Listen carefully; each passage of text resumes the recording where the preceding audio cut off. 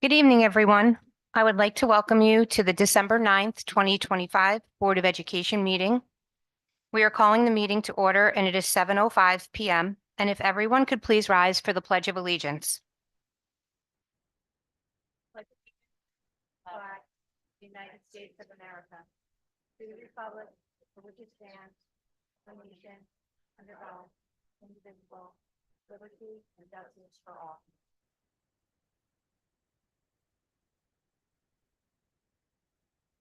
A reading of meeting notice. The New Jersey Open Public Meetings Law was enacted to ensure the right of the public to have advance notice of and to attend the meetings of the public bodies at which any business affecting their interest is discussed or acted upon. In accordance with the provision of the Act, the Verona Board of Education has caused notice of this meeting to be published in the Star Ledger, posted with the Township of Verona and the Verona Education Association. Postings of this meeting setting forth the time and location and agenda were posted at the Verona Board of Education office and on the Verona Public Schools District website. Copies of tonight's agenda and resolutions have been made available to the public via the Board of Education website. Mr. Robinson, if you could please call attendance. Mr. Walker. Mrs. Ferrara. Here. Mrs. Briscoe. Here. Mr. Boone. Here. Thank you. Moving on to routine matters, I need a motion, please, to approve the minutes from our November 12th and our special meeting of November 25th, 2025. So moved.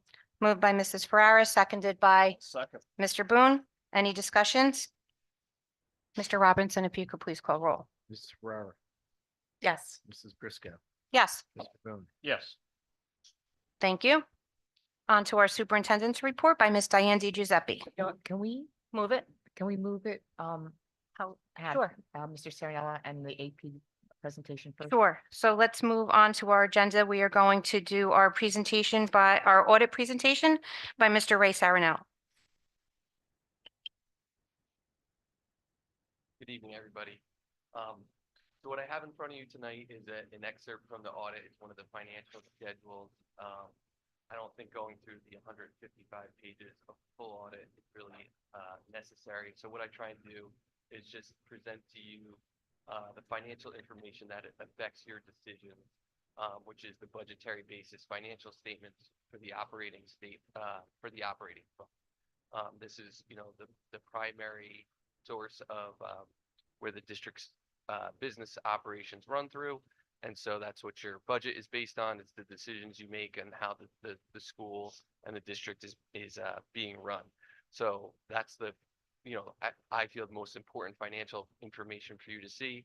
And so that's what we'll go through now. And so on the very first page, we're looking at your fund balance. So fund balance for a school district is very similar to what retained earnings would be in a business. It's a good financial indicator for the health of the district.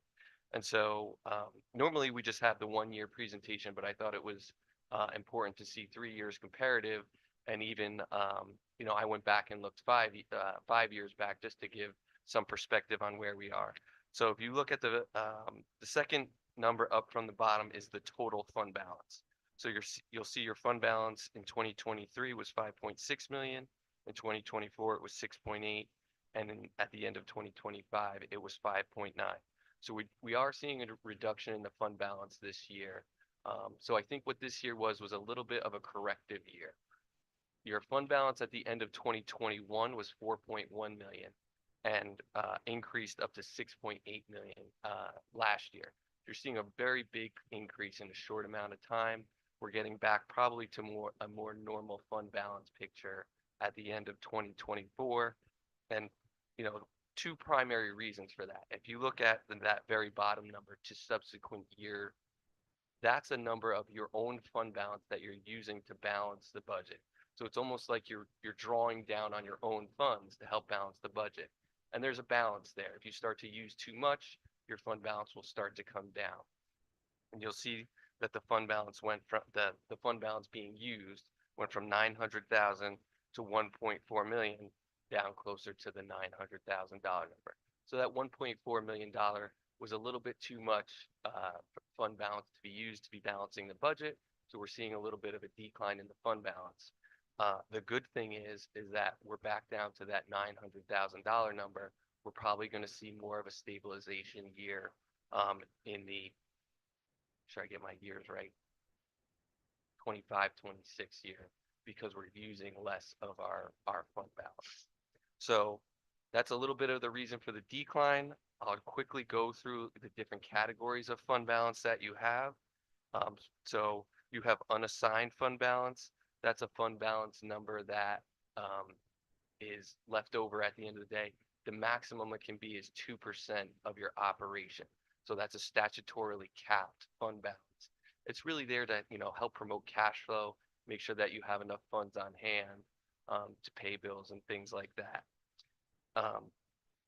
Then the number above that is your year-end encumbrances. You only had $1,500 of encumbrances. Those are like accounts payable at year-end.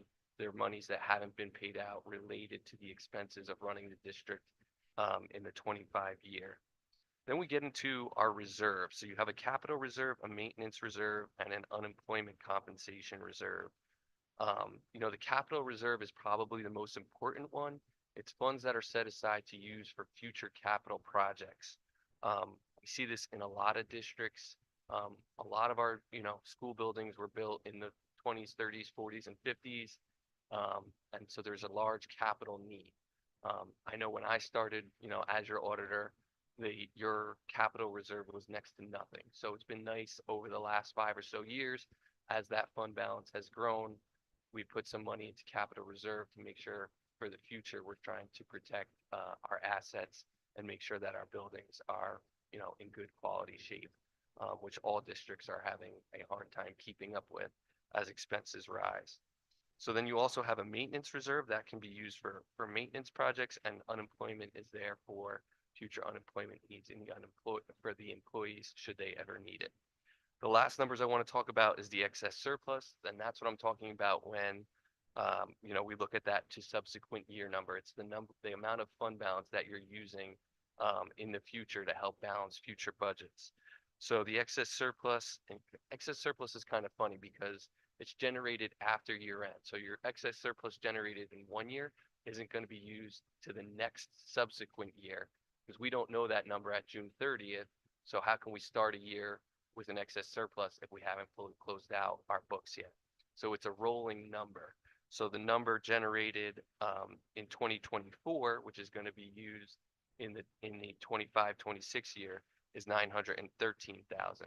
The number we generated this year is 700,000, and that's going to be used in the next subsequent year, which is 26-27. So seeing the right things as our fund balance comes down a little bit, we're just being less and less reliant on our own funds. Really, kind of a good budget plan that if the fund balance is going down, we're using less of our fund balance to rely on. Any questions on that? The schedule behind this is basically the detail of how that happened. It's an income statement, has your revenues and expenses. As I've mentioned to you before, your expenses run pretty tight and we're pretty reliant on our revenues, which is another reason why the fund balance came down a little bit. The extraordinary aid wasn't fully funded at the state level. So that means every district's extraordinary aid went down a little bit unless you had an increase in those using those funds. Reduction in your extraordinary aid, a little bit too much reliance on your fund balance. Your fund balance came down a little bit. So as we move forward, we're going to want to watch those revenue numbers. But I think overall, the district is in a very good place financially. Any questions about the fund balance, the revenues, anything like that? So we do have, on the very last page, we have one recommendation. Really kind of, I don't want to say a minor recommendation, but something that can be fixed pretty simply. When we give our report, we make adjustments to the financial statements that are presented to us. When we make adjustments, we give those adjustments to the business office and they enter them in the system so that the reports you're getting on a monthly basis are accurate. Our adjustments weren't made after last year's audit. so that the numbers you're looking at throughout the year and the financial statements being presented in the board secretary's report aren't accurate because they're not tied back to the audit. So pretty simple fix. We resend the journal entries, they get made, that's already been done. We make sure we send our journal entries for this year, those get made and get done. So pretty simple fix, but an important step in providing transparent financial information to the board. So it's already been fixed. So not really much to worry about there. Pretty simple fix, but important in the information you're being provided and what's being put out by the business office. A couple other minor suggestions in the report that we went through with the administration to make sure that they get fixed. Some things that came up that weren't done at June 30th, but were fixed for the audit. So nothing major to report there. Just the one recommendation, make sure that gets fixed. So overall good reporting happening, just one recommendation. The fund balance down a little bit, but overall good financial position, good balance budgeting, good for the future. Any questions on that? Maybe just two things, and I'm not sure of any particular order, but in terms of overall financial health, you said we're in enviable situation. What challenges would you recommend that we on the board or folks in the community keep on their radar that? Yes, so definitely the biggest one right now is balancing the budget equation, right? Your revenues have to equal expenses. We can use our own fund balance to rely on that. And right now, right, there's a 2% cap on what you can increase taxes by. If anybody pays attention to the news, inflation is more than that. So as you're experiencing higher than normal inflationary costs, balancing the budget is going to become more and more difficult. So, right, if we can't increase revenues to the amount that the expenses are increasing, we have to look for areas where we can reduce other costs. And that's going to be a big challenge, to the board and to the business office as we move into this next budget cycle is, there's not a lot of revenue out there. Our largest revenue is capped at an amount that's less than inflation. So what do we look at on the expense side of things to help balance the budget? It's going to be a very big challenge, not just here, but across the state of New Jersey. And then the biggest thing is your, health benefit costs. We're seeing more than double-digit increase in health benefit costs across the state. So that's going to be, a huge challenge when one of your largest single line items is increasing 15, 20, 30% in some cases. So another big challenge there. Thank you. Question. So this, Sure. when we're looking at the excess surplus, the 700,000 number, Mhm. so that is a surplus that we're looking at for the 26-27 school year. So then would be fair to say, I mean, we do run on, I think in general, we do a really nice job and a really tight budget. But looking at that number, it's fair to say that we're gonna be even tighter in the 26-27 school year because we're down almost 200,000 in Right. that surplus budget with expenses going up. So it is going to be a little bit more difficult, and I think it'll partly be determined by how well the budget does this year and how some of those state aid numbers come in. There is a provision for you to use some of your fund balance from this year. So I know we're talking about a 2-year cycle. There's also a provision for you to use some funds from this year to help maybe cover that gap a little bit. So yes, there could be that challenge of trying to cover for that 200,000. But if we have a better year this year, we can maybe use $200,000 from this year. And then we're looking at basically, a flat revenue situation of relying on our own funds and just, trying to use that tax levy revenue to, balance the budget. Yeah. Any other questions? Thank you, Ray. Yep. Thank you. Thank you. We're gonna go to Charlie. Right? Okay. Next up on the agenda, I would like to introduce Dr. Charlie Miller, Director of Curriculum, to do our AP report.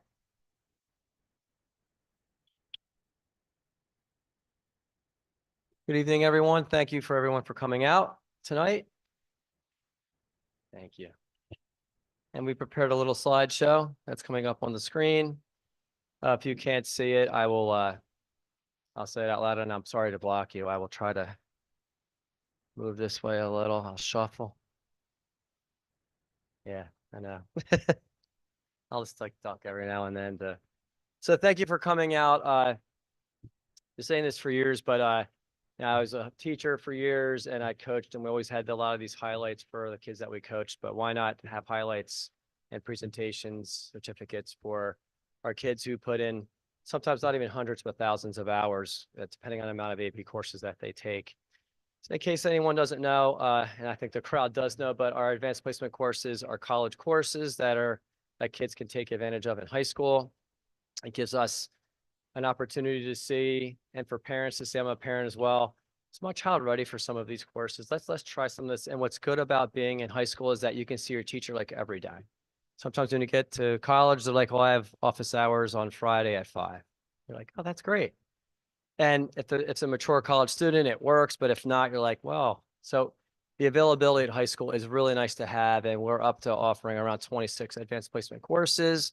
It varies. I think we administered 23 AP exams, course exams. But we had a lot of student participation. So I'm going to go through briefly, and then we'll talk about there are 3 levels where your child can fall for the amount of AP exams they take. And again, I don't want to underscore how important it is. It's so good to take these. When I was in high school, we offered like 4. I graduated in 1991, and I took one of them. I took calculus. And now we just see an explosion. And once I go through some of this, you're gonna be like, wow, it's pretty cool. And I think it's wonderful Verona offers this opportunity, as well as our neighboring towns, for us to get an opportunity to sometimes you get college credit for some of these courses. And if not, if you have to retake the course, that's fine. The idea is to accept the challenge when you're in high school. What colleges really look at are what classes are you taking when you're in high school? Are you challenging yourself? It doesn't matter sometimes if you get but the highest scores of 5 on the AP. That doesn't always matter. It's like, did you challenge yourself? And if you took calculus and you want to take it again in college, that's fine. But then there's that comfort level of I'm familiar with the material. If you have kids in college, they may have told you some of these things. So welcome everyone tonight. Turn on the, all right, to empower our students to cultivate their intellectual curiosity and social responsibility. We'd like to thank all of our students. Not all of our students earned an AP Scholar Award, but we want to thank all of them who tried. And if we keep working at it, a lot of our students who earn what's called an AP Scholar, and we'll go over that a little bit later. I'd like to thank all of our AP teachers. There's a lot of learning that has to take place. There's a lot of information. Students, you can be like, yes, some are very demanding courses. We'd like to thank all of our parents and guardians, and it could be grandmas, grandpas, uncles, for like sometimes dealing with your students who are up at 2 a.m. They should go to bed, but they like, I got to get this assignment done. But it's good because sometimes they're doing marching band and also playing soccer, or they're doing wrestling, or you name it. They have a part-time job. So we'd like to thank our parents for being good support systems. And we'd like to thank our entire administrative team, our superintendent of schools, our Board of Education, and our teachers starting from kindergarten all the way up, because it started in kindergarten, those good habits, and it's worked its way all the way up. So thank you for everyone for supporting this. I gave you like, it's a graph of the last 5 years. So the blue line represents the total number of students. Last year, we had 301 unique students, which is more than half of our population. So that's pretty cool. And then the total amount of assessments, we were over 600 last year. So that's a lot of courses, but it's also a lot of good learning and students testing their limits, saying, if I can do this. So we're proud of everyone in their efforts. This is the percent of unique VHS student participation. If you look, we finally crossed over the 50% mark. So that's pretty incredible for a school this size to have half its population, 1 out of 2 students. Not many schools can say that. And we're proud of that. And starting a long time ago in 2009, we made AP available for students who wanted to take on that challenge. We removed the idea of testing in, and other districts have followed our lead. Students who scored a 3 or higher. So in an AP exam, if you start the test and that's all you do, you get a 1. A 3 is considered passing, and if you get a 5, that's considered outstanding. It depends on the exam because they distribute the normal distribution based upon, so 1 year, if it's 120 possible points, a 70 total might be a 5, but the next year, if the students are stronger, it'll slide to the right. Which in a way is, it is what it is with College Board. Our overall average score though, so this is something that we've been talking about for a long time. So coming out of COVID, which is a distant memory now for most of us, our average it fell down to the average score of a 2.68. But if you can see over the subsequent years, we're up to a 3.61. So that's amazing. There it used to be the thinking from a lot of traditional education folks that if you have too many kids take advanced placement exams, that you would lower your average. We are actually showing the opposite. The more kids that can, it's the belief in that we can learn. It's a growth mindset approach. If you're in there and you can believe and you work really hard, you can succeed. And honestly, when we're looking for future employees, we want to hire kids that work really hard and that are like, I can do this. I can figure this out. That's what employers are looking for. So I think this also demonstrates that. If you're in there and you try hard, you can make it. Sometimes it's a lot of information. I could go over some classes, you'll be like, oh yeah, but like there's a lot of work that goes into this. This is not an accident. Just going into a few categories of our participation. So I broke it down into our arts and music. Our art, we just started up with Miss Carvajal and we're growing it. So we had 1 student and then we had 4 last year. And they had to create a portfolio, which is kind of neat. We're newer to the game there. And then with our music theory, we're between 4 to 5 students a year that take music theory.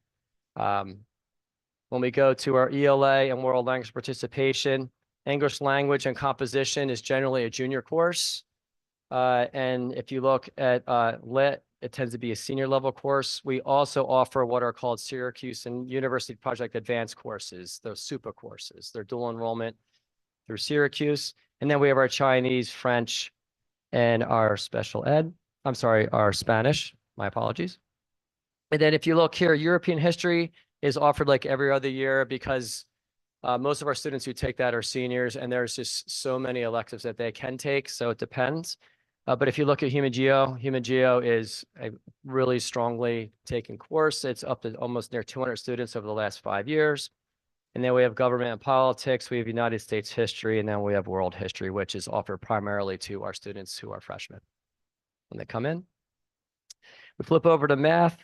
If you look, we offer Calc, AB, and BC. Calc AB is a 1 semester in college. Calc BC is 2. Computer science and computer science principles. We are a small school, but we love our computer science. We normally get awards for female participation and overall participation. And our stats course is highly subscribed.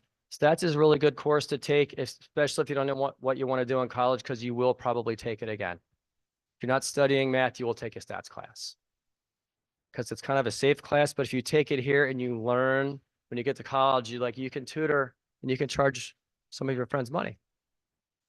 That's kind of a nice little side business. And then for our sciences, biology and environmental science are heavily subscribed. And then we have chemistry, physics 1 and physics C, which physics 1 had a lot of promise. It's more algebra based, but it's still a really tough AP course.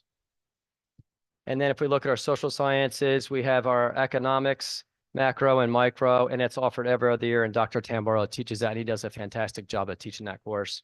And then we have our psychology, which would have even more participation, but we offered 2 electives. So we can only cap at Mr. Hirschman. I think he only teach 3 of them instead of 5. And then we look at our number of exams just for last year. Biology is the winner last year, had the most student participants at 62, which is a lot of students. Mr. Harris teaches that class. And if you go along the lines, you can see, again, Human Geo and microeconomics are right up there as well. So good participation as you go across in humanities and in our sciences. And then this is our average AP test score by course. So if you look, I put the red bar at 3. That's generally considered passing. Some colleges will accept the 3. Sometimes the more challenging school will expect a higher score. But I say either way, if they take it or if they don't, like your child, if they see that course, they'll be prepared to take it again. So it's good to have that background, and that's why they should really be taking it here. It's more than a score. It's about what they learn when they're here. And again, chemistry, again, is the highest. Every student passed it, and the average was 4.5. But I would say biology, had 3.3 average, but it had 62 kids in it. So it had 3 times as many kids as our chemistry. So they're both successes, but the more kids that take it, I think that's a win for our kids as we go through here. And then the percent of AP exam scores that are 3 or higher by course, you can see along the line. Overall is very high. One that is low and it's hard for us is our Chinese language. Schools that typically score high in Chinese language, those students already, that's like one of their home languages. Those are that they do very well. You know, I think overall, though, you can see the bars are pretty high. That 3/4 bar, 75%, it's pretty outstanding. So again, hard work for our students, hard work by our teachers, good support from our admins, and thank you at home for sometimes helping out with headaches. And then this is a cool one. So I color coded it so it has our Verona AP. That's us. That's our maroon. New Jersey is the blue bar that's jagged. That's the average for New Jersey. And then the global goes beyond the borders. So overall, you say we're doing fairly well with our courses. And then this next one I really like too. This shows, again, if you see to the right, these are AP courses that are in order. I'm sorry, it's so small, but we offer so many courses. If it goes to the right, that means that's the growth that we had in the course from the prior year. So when it's mostly to the right, that's like good. I probably should have made that like green, like because green is good. But more to the right means there's really good efforts. And the one that went most to the left, I was talking to Mr. Callie. He has such a small number. When he has a couple kids that either go up or go down, he has a bigger swing. That's how it works with stats. That's all you need to know. You can graduate with stats. You have a big sample size. It's more reliable. When it's small, you get like mood swings with it. And then, so our scholars, this is the only one I used to show from 2009, but in 2009 is when Ms. Jewett was here. She was me before I came here, and that's when they really broke down the doors. And if you look, we had around 12 students. And I think if I click on it, it magically appears it says 12. And then if you look along the lines, we've been growing. So the blue are our AP scholars, and we'll go over what that is in a sec. Then what's in red is our AP scholar with honor, and then AP scholar with distinction. It just means the more AP courses you take, if you can maintain an average. We're up to over 120. So what we have proven and what some other districts have shown is that when you open up, you break down the walls, if you will, and you let kids try, they can do it. And it's a lot of hard work sometimes, but I think that's a great message, especially if you want to go to college, especially if your child wants to go away and you're like, this is an investment. Are they going to be okay? If they can do well on this, they're going to be okay. Like this really shows the standard. So again, amazing. Over 120 students are scholars. Our population last year in high school wasn't even 600 students. It was below that. So just outstanding work. And if you look at the AP Scholar, so now we're going to call up folks. Folks that are here will say their names. But an AP Scholar, we had 45 students. Granted to students who received scores of 3 or higher on 3 or more AP exams. Okay, so I'm going to go to the next slide. And these are our students, but we have the names here. So as we call up your name, please come up, and Mr. Merkler, right, we'll shake your hand. All right, so we'll start with Nathan Barron. Come on up.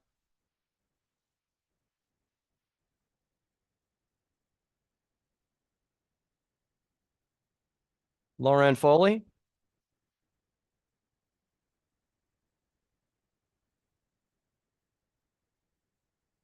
Lauren Forrest.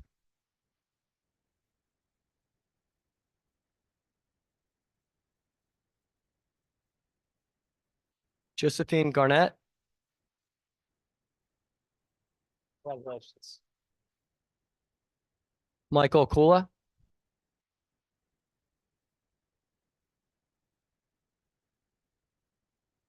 Cecilia Manis.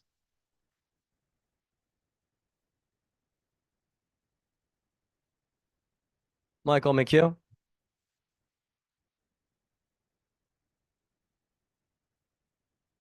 Lily Reedy.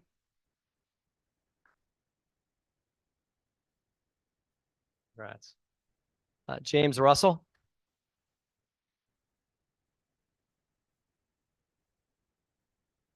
And Walter Steinman.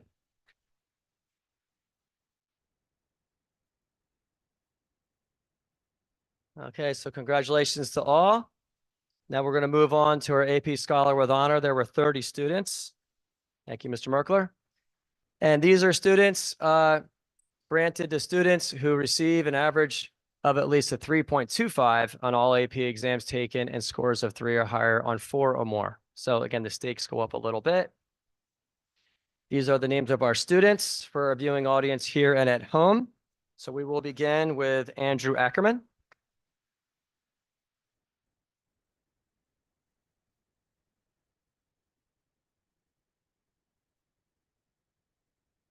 If I mispronounce the name, my apologies, but Elan Atal.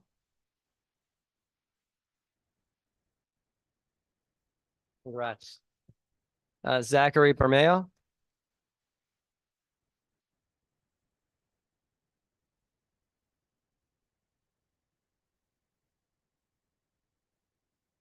Grace Fatidas. Okay. Ellie Kingo. Congrats. Oh, Stephen Gaffney.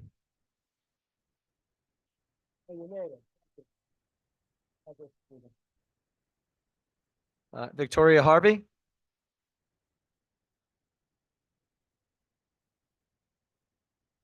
I think that's it, Mr. Merkler.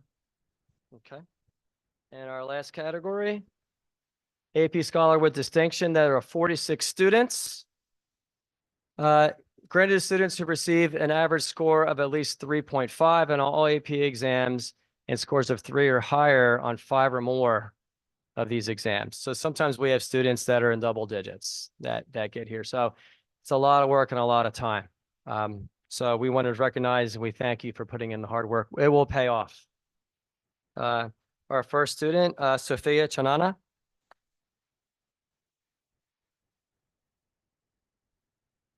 Sitting comfortably in the back.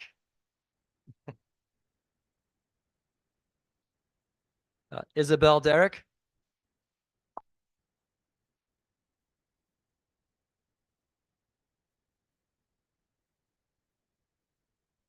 Francesca Gatien.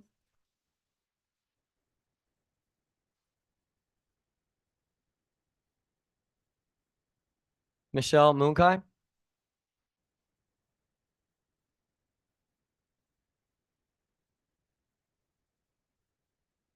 Nicholas Sage.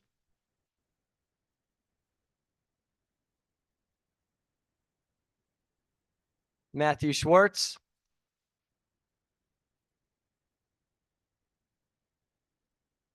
And finally, Michael Sicleri.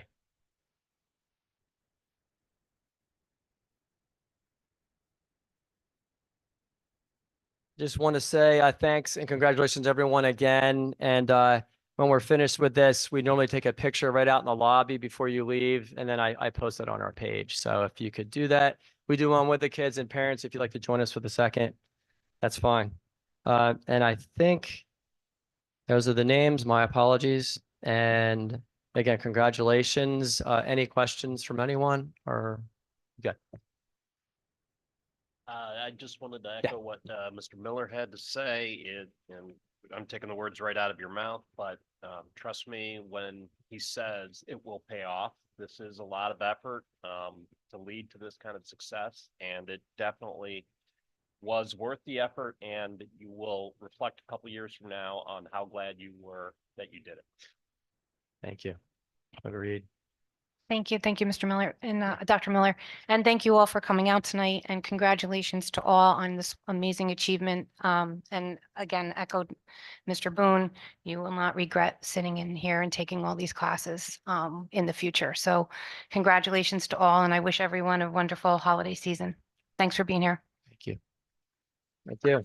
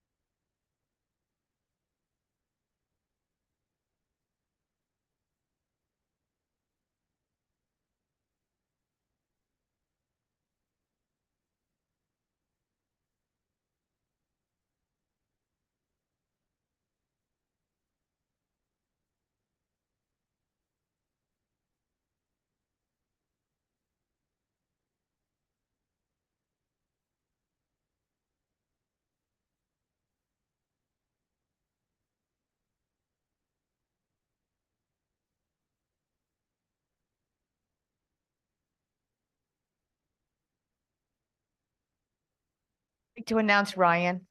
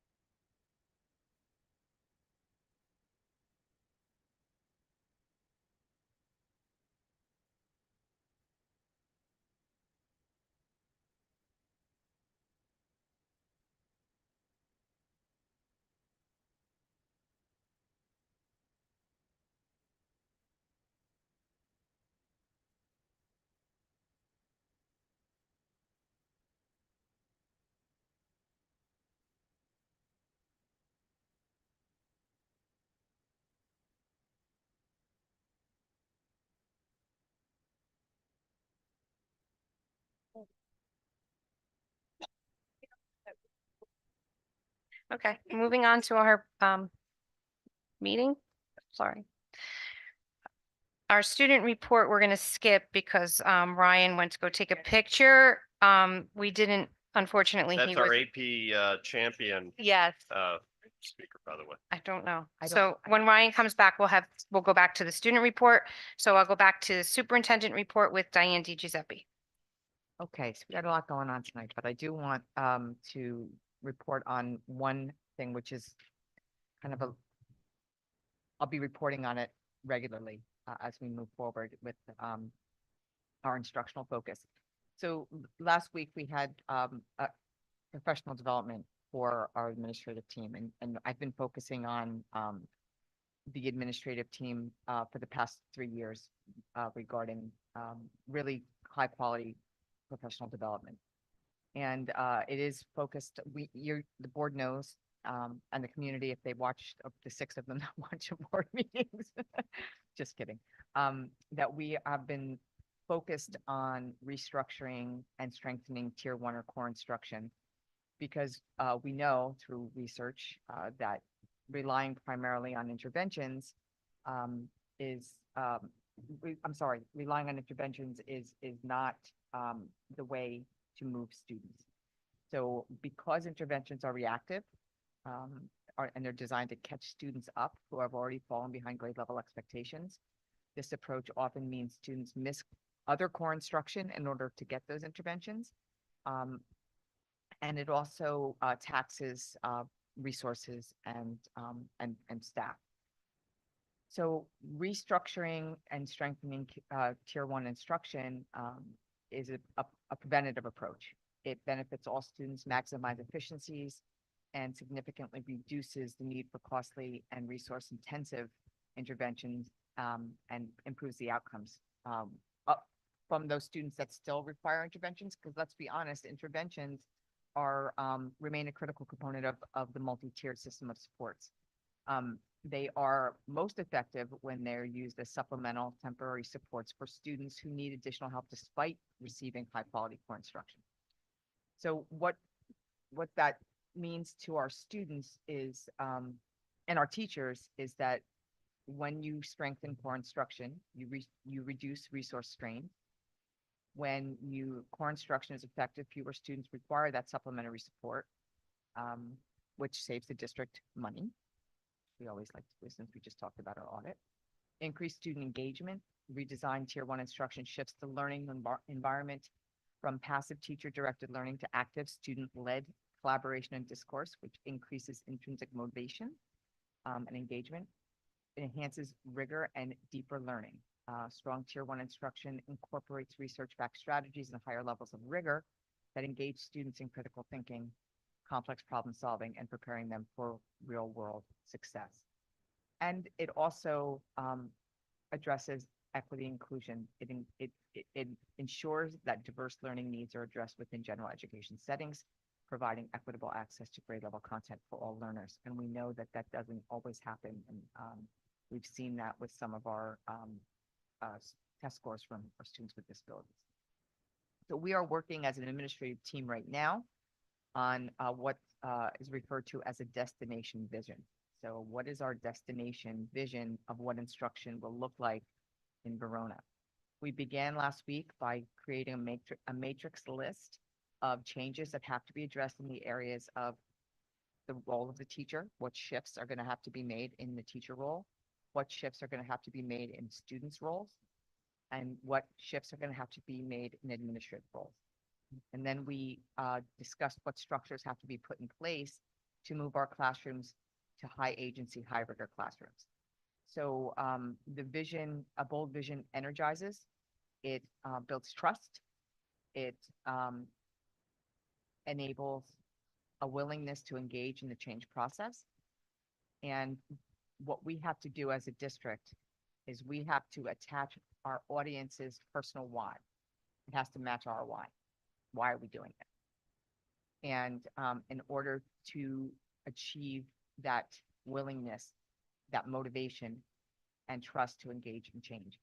And so what our administrators are doing tomorrow is they're going to go back to those work boards that had all of our statements of how we were going to change teacher's role and change student role and change administrative role and what we need to provide to our teachers in order to do that. And they are going to be working to create the next step in vision. So they're going to be looking at what has to be in place and create a vision statement, similar to a mission statement, but this is really a vision statement for what instruction will look like in Verona. And then next step after that, come back together and they go through their vision statements and decide, does it meet the test? Will it get us to high agency, high rigor classrooms? And agency is just a combination of students' autonomy. Can students work autonomously without being directed by the teacher? Do they have choice and ownership in their learning? Do they have competence in terms of confidence in their own abilities as student learners? Do they have a sense of belonging? Is it related to them?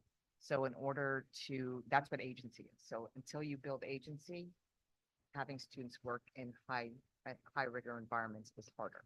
So it's going to be not a 1 year. And this is not an initiative, by the way. We need to keep making people understand this is not an initiative. It's not going to come and go. This is a vision for what instruction will look like in Verona. So that's our most recent work. And we have really built some excitement. I'm really excited. Our administrators are excited.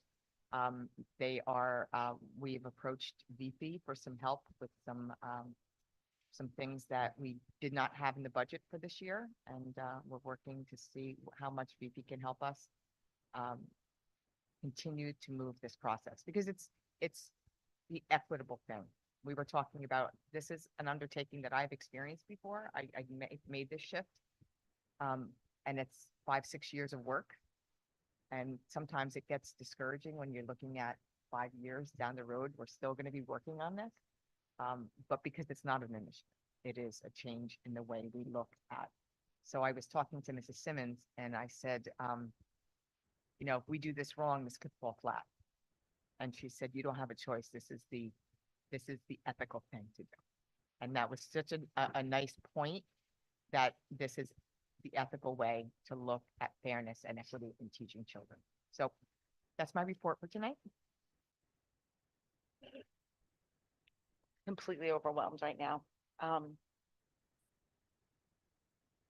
Anyone who knows me knows I'm incredibly passionate about education and more importantly, really good instruction, because I believe that good instruction is at the core of positive student experience, right? So when we're thinking about giving our children the best experience that we can in school, I believe wholeheartedly that good, solid instruction in the classroom where every student's voice is heard, every student has an opportunity to grow and learn. That is what creates a lot of those positive student experiences. So hearing this vision and knowing the work that you've done already and hearing that it's just beginning, I'm overwhelmed and grateful. Thank you. Thank you. And we met with our teacher instructional leaders today for the first time as a group.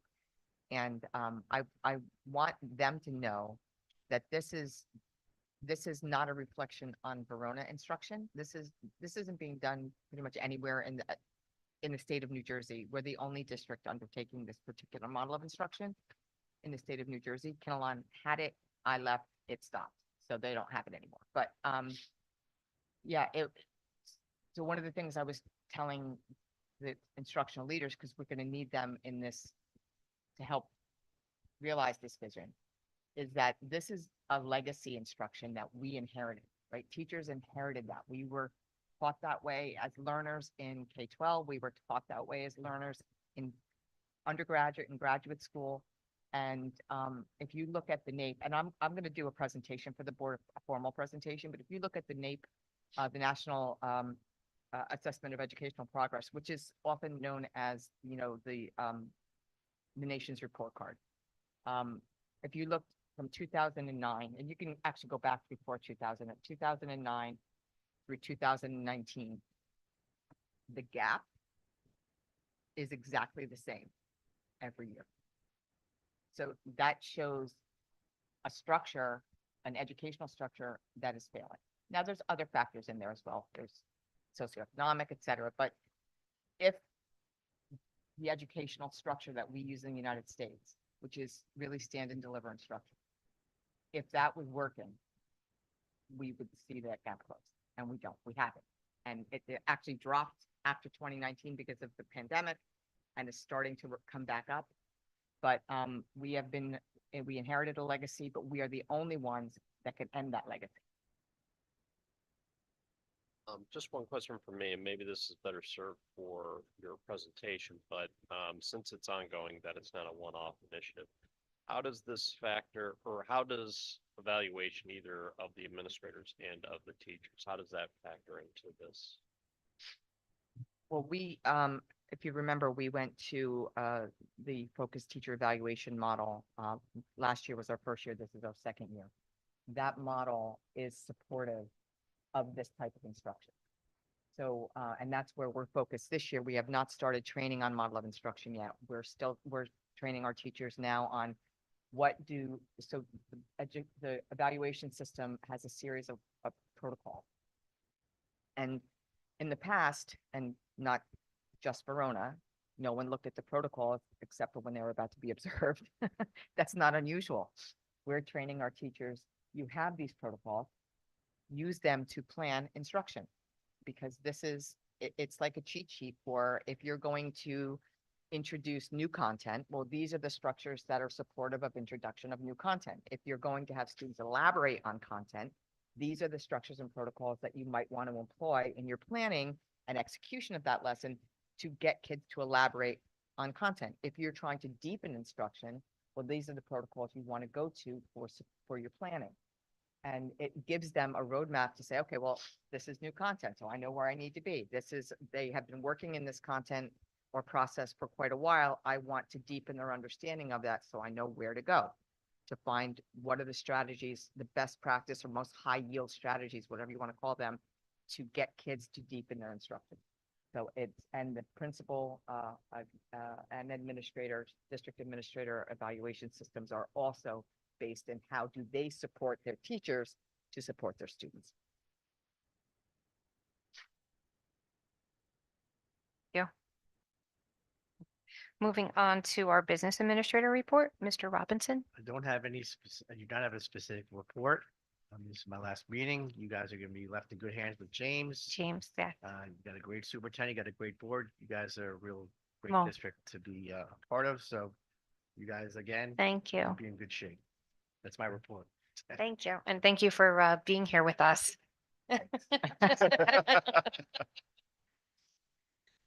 Yes, thank you, Steve.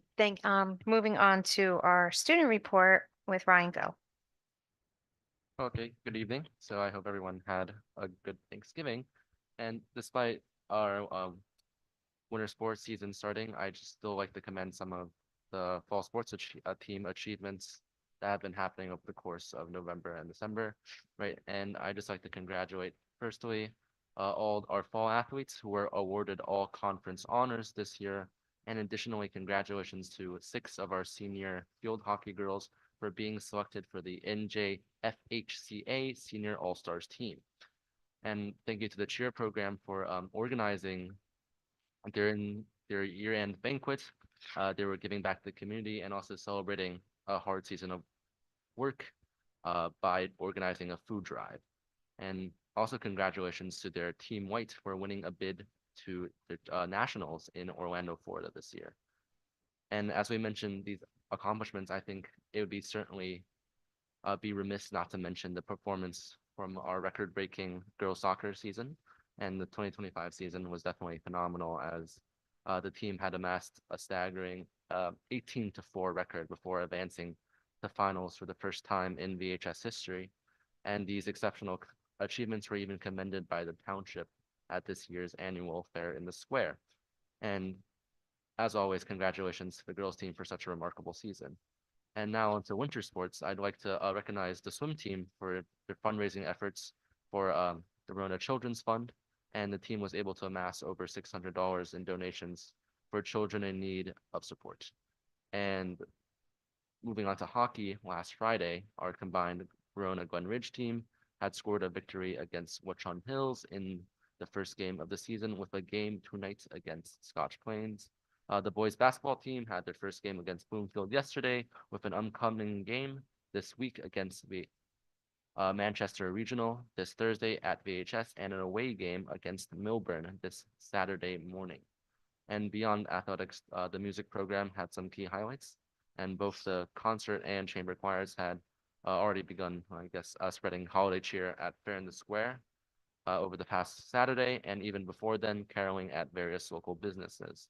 And in fact, the choral program is fundraising via caroling this Saturday, December 13th, and via donating, you can actually send carolers to anyone you knows house in Verona. So that'd be fun for sure.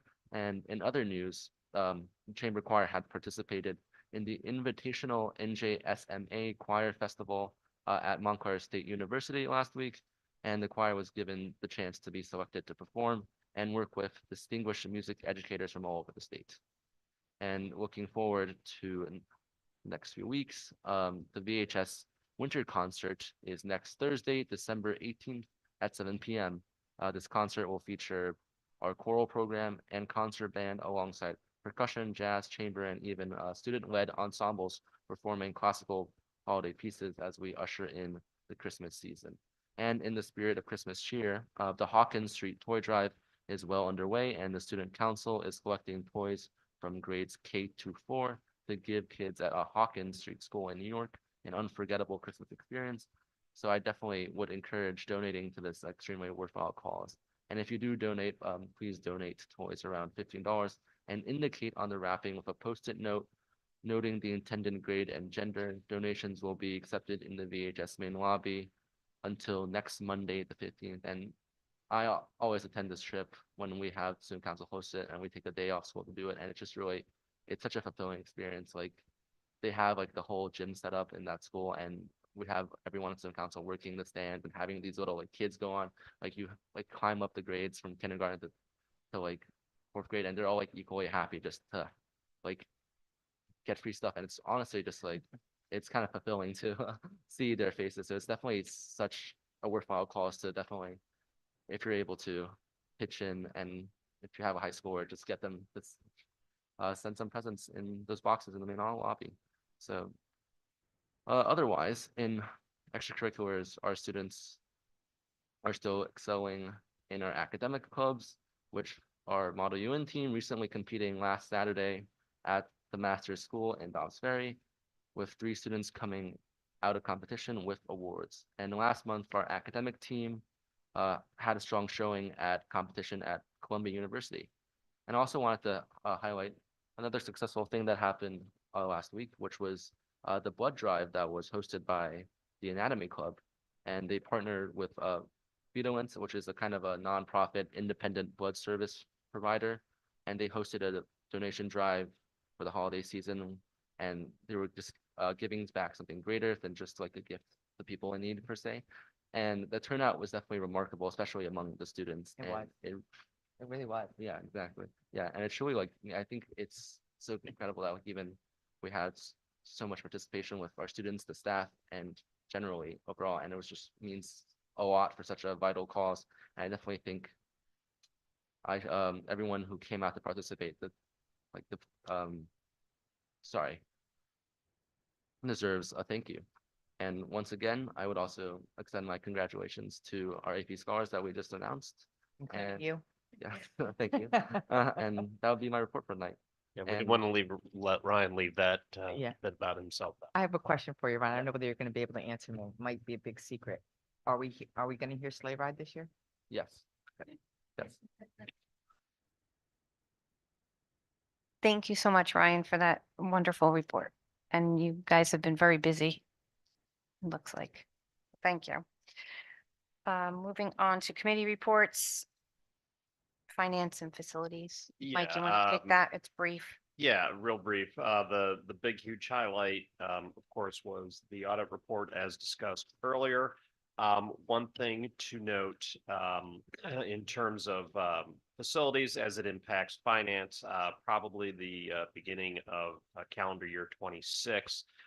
We do have several looming, decisions that we have to make in terms of how we handle the HVAC needs, as well as some of the related control systems to those units. That is something that's going to need to be top of mind for us at the beginning of the budget year.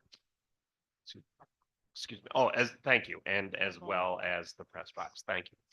Mhm. Thank you, Mike. Moving on to public comments on agenda action items. If anyone from the public would like to come to the podium to speak on anything that we are voting on, please come to the podium and state your name, and you'll have 3 minutes. Seeing none, moving on to discussion items and new business or old business. Does anyone have anything to report? No, not yet. I have two things. I was at Fair in the Square over the weekend, and I would just like to echo what Ryan mentioned. There was many of our students, sporting teams and clubs that were there. And I just want to say I purchased from our engineering club, Mr. Atkins. They made these really amazing coasters. They had a bunch of other things, but I bought coasters that were snowflakes. So it was really nice to see so many students out there with tables and stands. So congratulations to our students for getting out there and standing out there in the cold for 4 hours. And then moving on to the right of me, Mrs. Ferrara, this is her last final board meeting.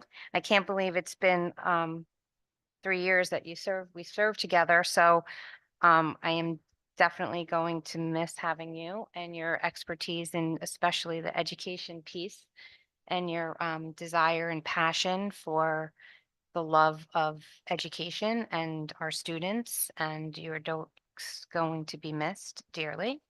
But you're going to come back and visit. I know that. So we just have a little something.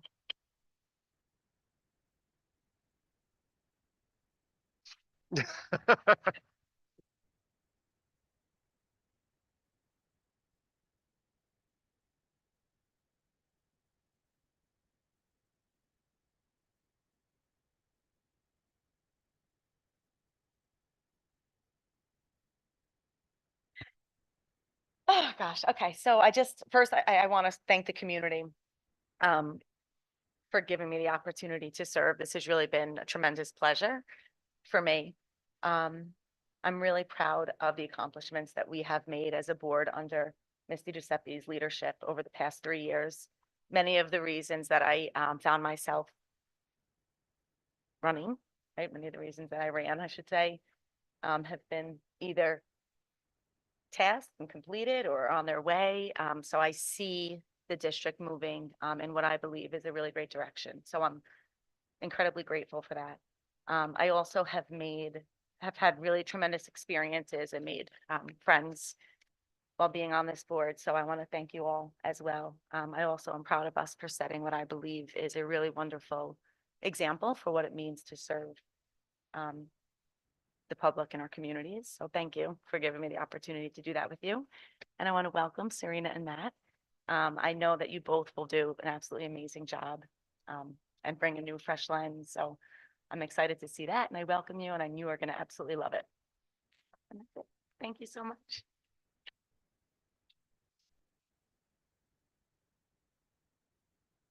have any correspondence? Okay, moving on to our resolutions. Ready, you guys too? You're up. This is it. We're just gonna. So, moving on to our personnel resolutions, I need a motion to approve A1 through A9. So moved. Motion by Mr. Boone. I'll second. Second by Mrs. Ferrara. Are there any discussions? Just one point on A8. I just want to congratulate Ms. Ho on her decision coming up this summer. I know she was a very impactful Mandarin teacher. She's touched many, many lives, including my family, and I just wish her and her family all the best going forward. She really, I could go on for an hour here Yes. about how hard she has worked. She, inspired our children to find an opportunity of traveling across the world to see just about all of China. And it's something that made a lifetime impact. So I wish her all the best. Oh, sorry. No, go ahead. Oh, in the same, I also want to thank Mr. Salerno for his service. He is leaving. He was a music teacher at Lanning and Forest, and my children were both very lucky to have him for many years. He is the type of teacher, I've seen him in action doing his holiday shows and many concerts throughout the years. His passion and love for music and for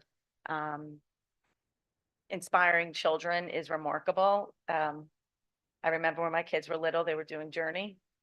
And they were, my husband was so happy to hear Journey. He was like, how do you know this song? I'm like, music.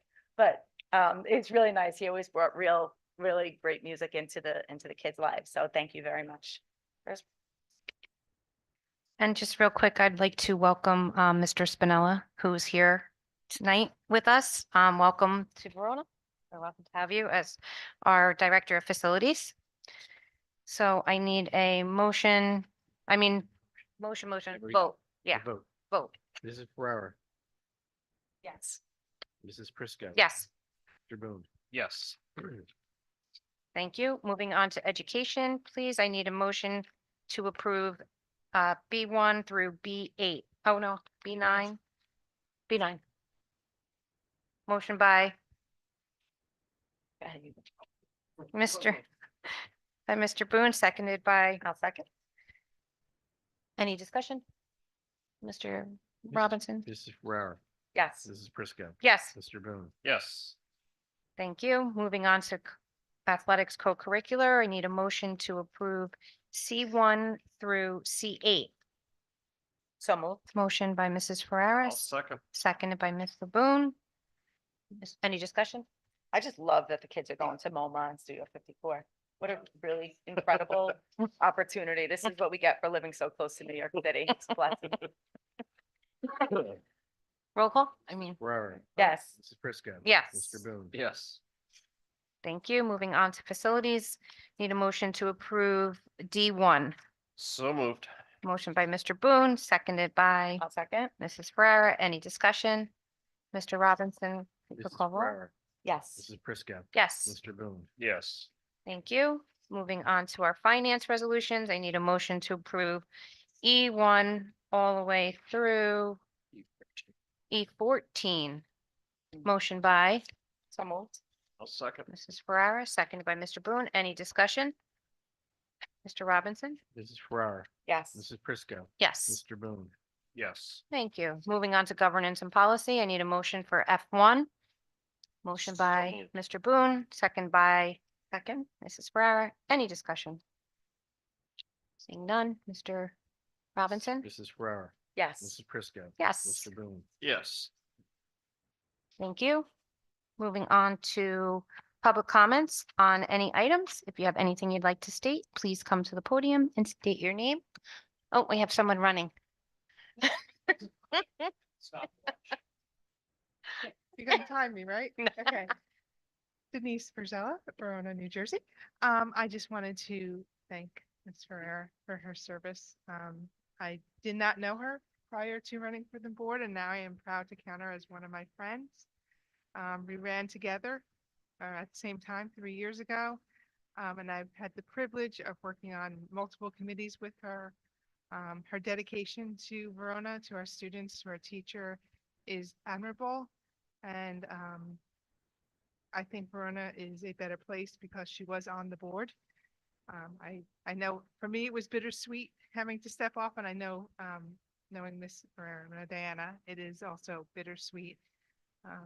But thank you for your service, and I look forward to Serena and Matt joining. I will say one of the great things about this board and the makeup that has been on it for the last few years is that not only do we like each other, or they like each other, um, I like you all, so, okay.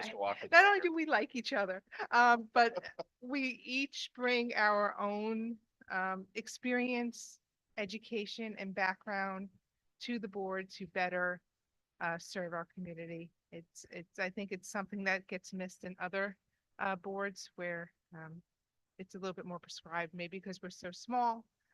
We all wear many hats. So I look forward to the next 3 years with Matt and Serena, and I'm sure you'll see me again. Thanks. Thank you, Denise. Does anyone else like to come to the public?